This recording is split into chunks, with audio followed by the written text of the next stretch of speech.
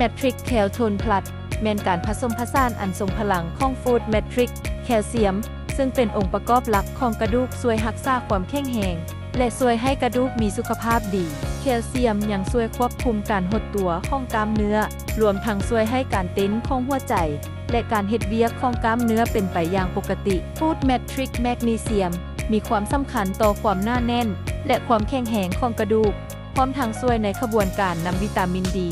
มาใช้เพื่อช่วยให้ร่างกายดูดซึมแคลเซียมในการสร้างและรักษากระดูกให้แข็งแรงวิตามินดีจำเป็นต่อการรักษาสุขภาพกระดูกให้แข็งแรงโดยช่วยให้ร่างกายดูดซึมแคลเซียมและฟอสฟอรัสช่วยส่งเสริมการทำงานของภูมิคุ้มกันความแข็งแรงของกล้ามเนื้อการเฮ็ดเวียกของระบบประสาทและสุขภาพของสมองขณะที่กรดไฮยาลูโรนิกเฮ็ดหน้าที่เป็นสารหล่อลื่นและให้ความชุ่มชื้นที่สำคัญต่อข้อต่อและอวัยวะต่างๆไอโซฟลาโวนจากถั่วเหลืองเป็นสารประกอบจากพืชตามธรรมชาติที่อุดมไปด้วยสารต้านอนุมูลอิสระให้ประโยชน์ต่อสุขภาพรวมทั้งช่วยบรรเทาอาการในช่วงวัยหมดประจำเดือน Food Matrix Caltone Plus ถูกพัฒนาขึ้นบนพื้นฐานของงานวิจัยระดับรางวัลโนเบลที่ค้นพบว่าโปรตีนเซฟเพโรนแม่นกระแจสำคัญในการนำส่งสารอาหารเข้าสู่เซลล์หลอดได้โดยตรงจุดและแม่นยำเทคโนโลยีนี้จัดอยู่ในกลุ่ม Food State Nutrient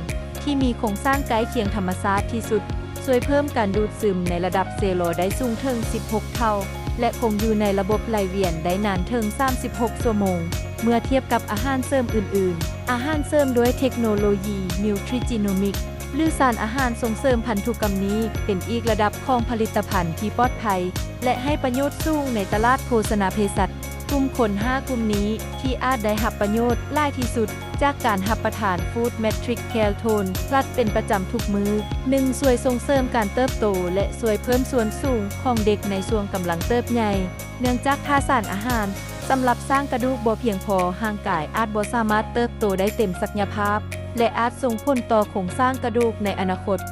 2. เหมาะสมและเป็นประโยชน์สำหรับผู้ที่อยู่ในช่วงก่อนวัยหมดประจำเดือนและหลังวัยหมดประจำเดือนเนื่องจากการลดลงของฮอร์โมนอาจนำไปสู่การเสื่อมของกระดูกและข้อต่อจึงจำเป็นต่อการสร้างและรักษาความแข็งแรงของกระดูกและแคล 3. ช่วยเสริมสำหรับผู้ที่ได้รับสารอาหารบ่เพียงพอในการดูแลโครงสร้างกระดูกเนื่องจากร่างกายอาจดึงแคลเซียมจากกระดูกมาใช้ส่งผลให้มวลกระดูกต่ำกระดูกพรุนหรือกระดูกอ่อนแอโดยเฉพาะในผู้สูงอายุ 4. ช่วยให้ร่างกายฟื้นตัวหลังจากการเล่นกีฬาและการเคลื่อนไหวในชีวิตประจำวัน 5. ช่วยส่งเสริมการยืดหยุ่นและการหดตัวของกล้ามเนื้อรวมทั้งช่วยให้การเต้นของหัวใจให้เป็นปกติกระดูกและข้อต่อที่แข็งแรงแม่นสิ่งสำคัญต่อคุณภาพชีวิตการได้รับสารอาหารอย่างเพียงพอเพื่อรักษาสุขภาพกระดูกควรเฮ็ดเป็นประจำทุกมื้อในทุกช่วงวัย